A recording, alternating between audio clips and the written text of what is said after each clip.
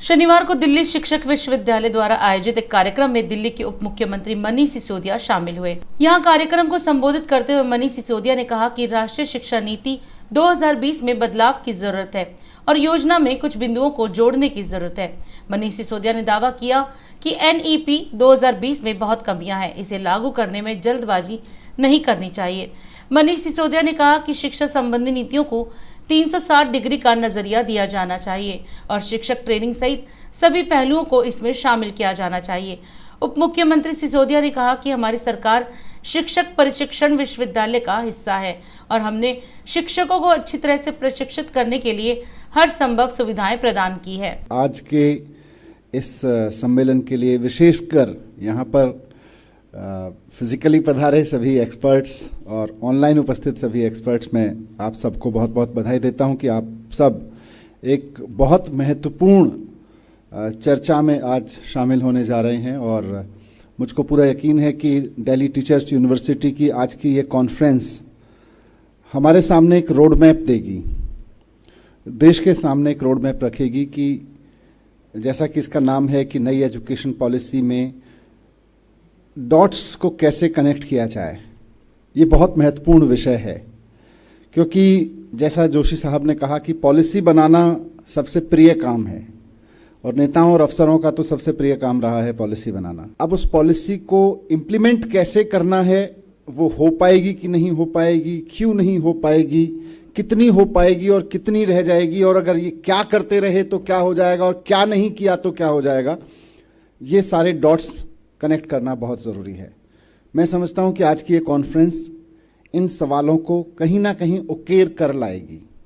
मैं ऐसा आशा बिल्कुल नहीं रखता कि आज के बाद नई एजुकेशन पॉलिसी पूरी तरह से लागू होनी शुरू हो जाएगी, लेकिन अगर इस सभागार में उपस्थित सभी शिक्षक साथियों, सभी विशेषज्ञ, अथॉरिटीज, सबकी आपसी चर्चा से कुछ ऐसे बिंदु निकल कर आ जाएं जो देश के एजुकेटर्स और education administrators, education policy makers, इनको आसान भाषा में समझ में आ जाएं और डुएबल, मतलब बहुत प्रैक्टिकल भाषा में समझ में आ जाए, तो शायद ये कॉन्फ्रेंस बहुत उपयोगी रहेगी, बहुत सफल रहेगी।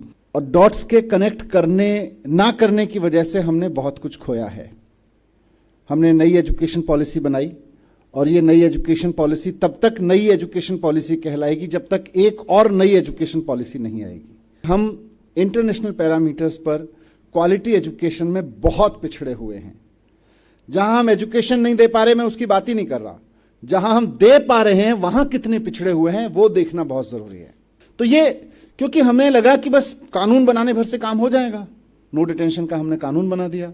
राइट टू एजुकेशन के और भी बहुत सारे पहलू हैं जिन पर हम यही देखते हैं कि तैयारियां नहीं हुई और तैयारियां नहीं होने से लागू किया गया कानून डिजास्टर बन गया और अंत में देश की पार्लियामेंट को कुछ चीजों को वापस लेना पड़ा। पार्लियामेंट के एक बहुत विजनरी कदम को खुद पार्लियामेंट को वापस लेना पड़ा। सरकारों के एक विजनरी कदम को खुद सरकारों को वापस लेना पड़ा, बिना तैयारियों के, बिना डॉट्स को कनेक्ट किए हुए। यही NCF में भी हुआ।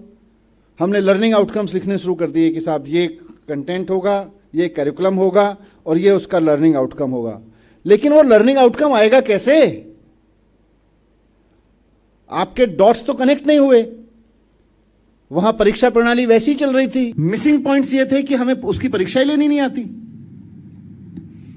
2005 के बाद से, बाकी सबका समय छोड़ दीजिए, मैं पूरे इतिहास की बात नहीं कर रहा हूं, 2005 के बाद से CBSE और स्टेट बोर्ड्स द्वारा NCF के बनाए गए पाठ्यक्रमों के बाद बनाए गए क्वेश्चन पेपर्स को उठा के आप देख लीजिए, आपको समझ में आ जाएगा कि NCF कुछ बात कर रहा है और परीक्षा लेने वाला जो पेपर सेटर है वो कुछ पूछना चाह रहा है।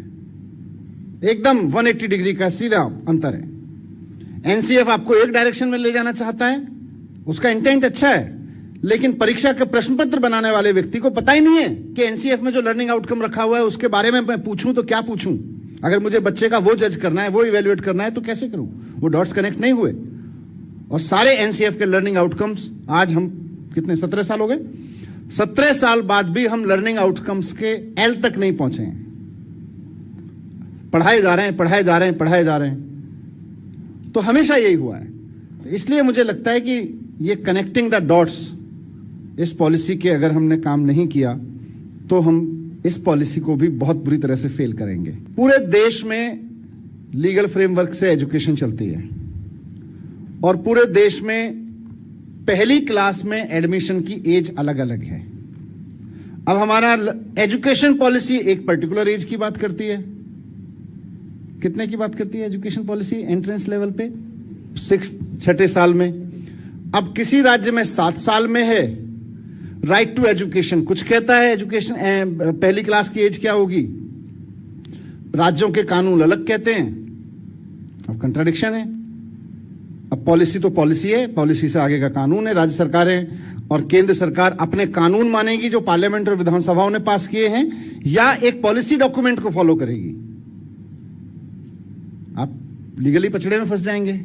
कल को कोई जाके कोर्ट में खड़ा हो गया और क्वेश्चन कर दिया कि ये शिक्षा मंत्री या शिक्षा निदेशक या इस प्रिंसिपल ने गलत कर दिया, इसने राज्य के कानून का उल्लंघन किया, बेचारा फंस जाएगा।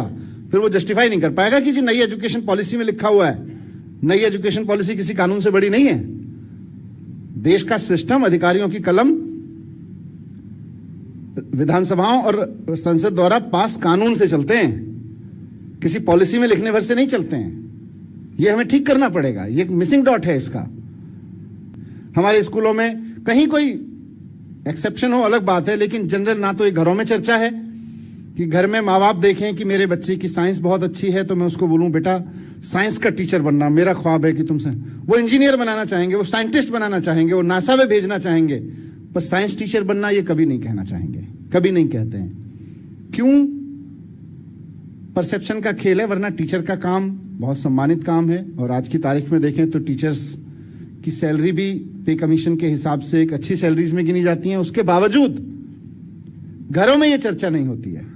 तो मैं समझता हूं टीचर्स यूनिवर्सिटी का काम ये है, दिल्ली टीचर्स यूनिवर्सिटी का खासतौर से, कि इस परसेप्शन को तोड़ते हुए इस मिसिंग डॉट को, ये जो डॉट है, इसको भी कनेक्ट करने के लिए काम करें। और इस तरह की कॉन्फ्रेंस जब आयोजित करते हैं आप लोग, तो मुझे लगता है कि आप उस दिशा में बहुत अच्छा काम कर रहे हैं। मैं बधाई देता हूं पूरी की पूरी टीचर्स यूनिवर्सिटी को और सभी को, आप सभी को भी यहां आने के लिए बहुत बहुत धन्यवाद। नमस्कार, जय हिंद। और अधिक खबरों के लिए आप हमारे YouTube चैनल दैनिक इंडिया दर्पण को अभी सब्सक्राइब करें और नोटिफिकेशन के लिए बेल आइकन को प्रेस करना ना भूलें।